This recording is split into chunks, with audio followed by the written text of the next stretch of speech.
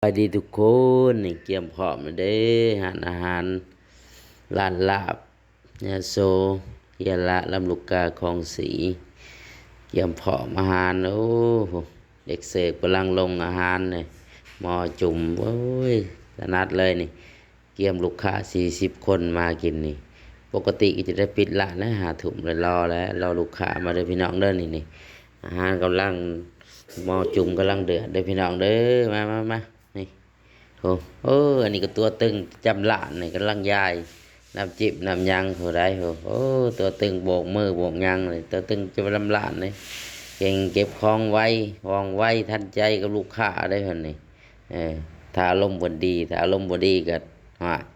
หงุดหงิดแล้วเพิ่นเนาะตัวตึงโอ้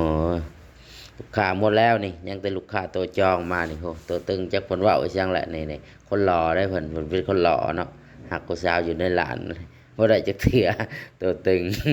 ประจำหลานโอ้ไม่ได้แอบแต่หักเขาบอกแต่หักเขาของมึงแต่เขาบ่เอาเพิ่นโอ้ย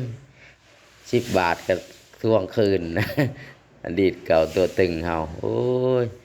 โอ้ยังเลาะเซ็กแด้ผู้เพราะหลังจากเลิกหลานเก็บของมึงนั่นนี่พี่น้องจานกันลายมืออื่นยายอายุ64มาล้าง